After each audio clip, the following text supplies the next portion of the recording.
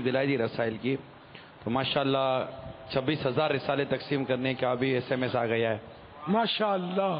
تو کہیں سے 12,000 کا SMS ہے، کہیں سے 1,000 کا، کوئی ذاتی طور پر 1,072 تو کوئی 1,000، یوں الحمدللہ رسائل تقسیم کرنے کے SMS آ رہے ہیں ماشاءاللہ.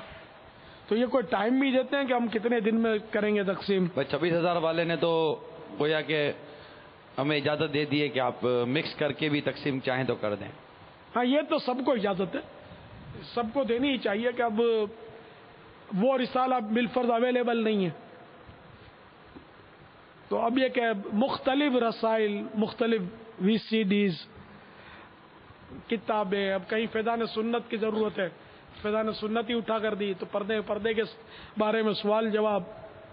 تو اس طرح کا جو بھی مکتبۃ المدینہ کے پاس ہوتا ہے نا، یہ کتابیں، رسالے، یہ سب میرا خیال ہے اس میں اجازت لے لینی چاہیے. اب جو 10 بانٹیں گے یا یہ بھلے وہی بانٹیں اپنے کپڑے پاک کرنے کا طریقہ، اور اگر یہ زیادہ مقدار میں بھی کپڑے پاک کرنے کا طریقہ بانٹتے ہیں تو بھی اچھا ہے، بہت اچھی بات ہے. یعنی ہر طرح سے اختیار مل جائے تو اچھا ہے کہ دوسرے کو وکیل کریں، تو اس طرح سارے اختیارات دے دیں کہ جو چاہیے بانٹیں، مگر ہو وہ جو نیکی کی دعوت کے کام کا ہو. اور کوئی چیز بانٹنے کا تو پھر وہ اور چیز ہے. میری مرادیاں وہی ہے کہ جس سے نیکی کی دعوت عام ہو، تبلیغ ہو دین کی.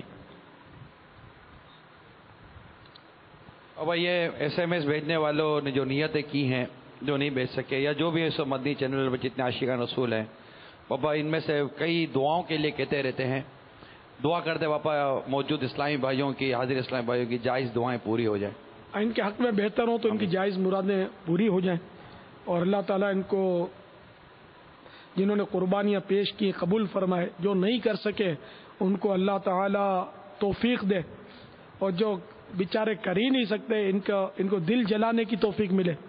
دل جلے گا تو بھی ثواب ملے گا. نیت پر ہے دار و مدار. جیسے کہ وہ حضرت بابا فرید الدین گنج شکر رحمت اللہ تعالی علیہ کا ہی غالباً یہ ملفوظ شریف پڑھا میں نے کہ مسجد میں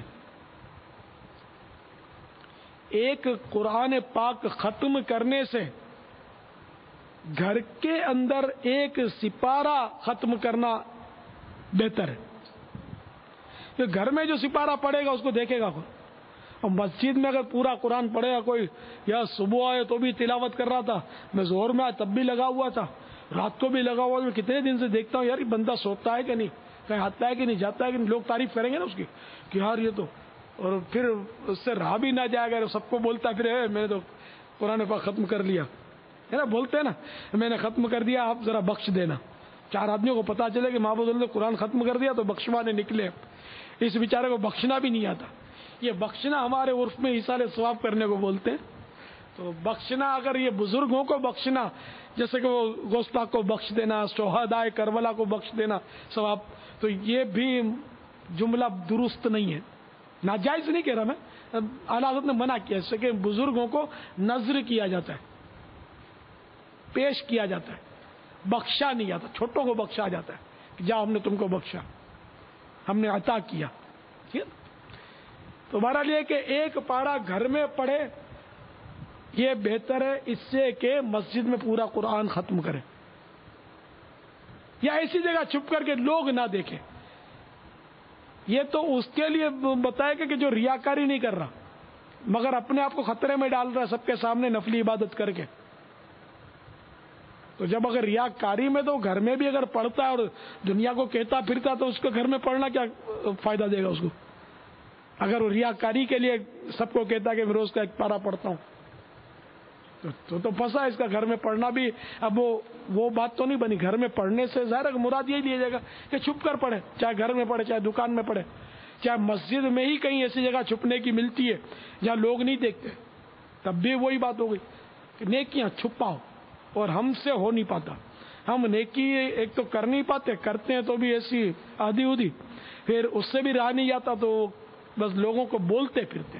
یہ عادت بہت خراب ہے ہماری، سب کو بولتے ہیں. ہاں میں سال میں 3 مہینے روزے رکھتا ہوں.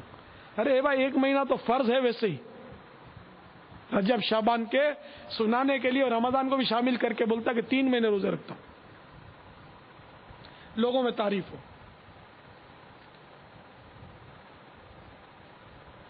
تو یہ چھپ کر نمازیں پڑھنے کی اور گھر میں نمازیں پڑھنے کی برکتیں ملاحظہ ہوں. جنت میں لے جانے والے اعمال، مکتبۃ المدینہ کی مطبوعہ کتاب، اس کے صفحہ نمبر 127 پر گھر میں نفل نماز پڑھنے کا ثواب. تو فرامین مصطفیٰ صلی اللہ تعالی علیہ وآلہ وسلم ہیں. نمبر 1، لوگوں اپنے گھروں میں نماز پڑھا کرو. فرض نماز کے علاوہ مرد کی سب سے افضل نماز وہ ہوتی ہے جسے وہ اپنے گھر میں پڑھے.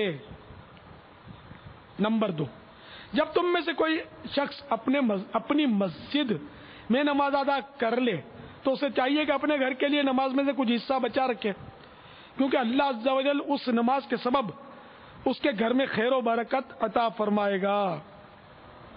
نمبر 3، جس گھر میں اللہ عز و جل کا ذکر کیا جاتا ہے اور جس گھر میں اللہ عز و جل کا ذکر نہیں کیا جاتا ان کی مثال زندہ اور مردہ کی ہے.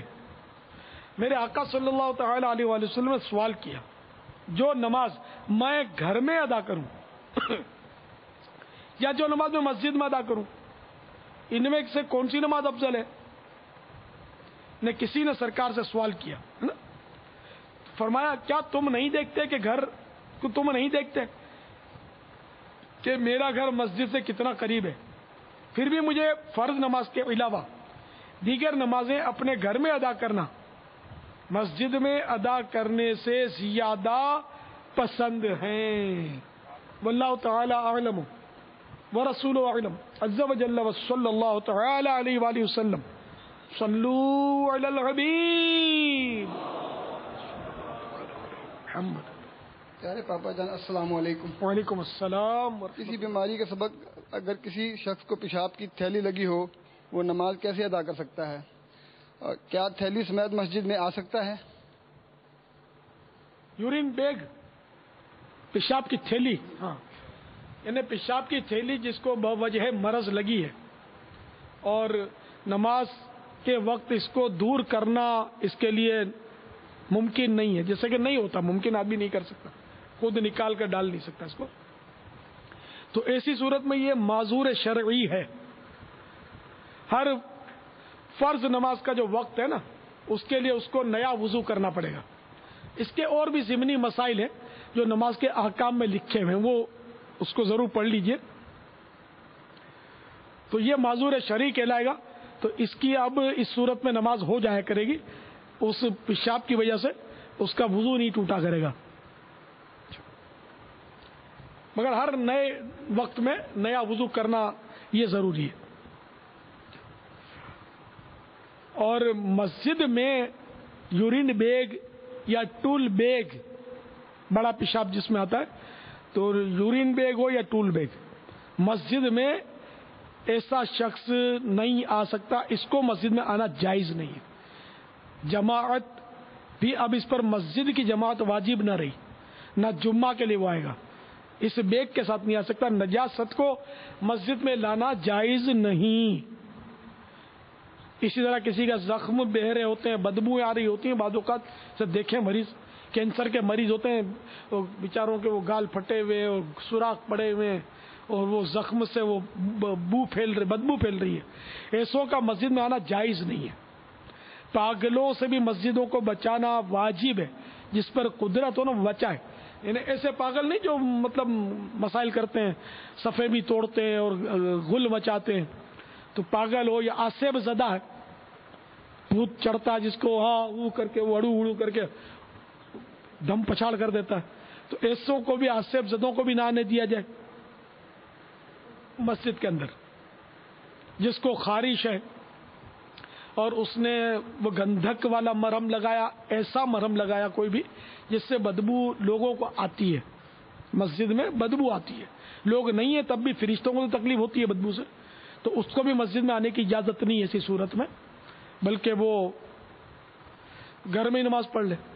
یا جب گھر مسجد میں آنا ہے تو جان بوجھ کر اب وہ بدبو دار کام نہ کرے جس سے بدبو ہو جائے گی کہ چلو بھائی جماعت معاف ہو جائے گی، کچی پیاز کھا لو تو مسجد پھر گھر میں نماز پڑھ لے، نہ تو اب تو گناہ گار ہوگا. لیکن جان بوجھ کر اپنا اس نے جماعت ترک کرنے کا یہ ہیلا جائز نہیں ہے. ٹھیک ہے نا.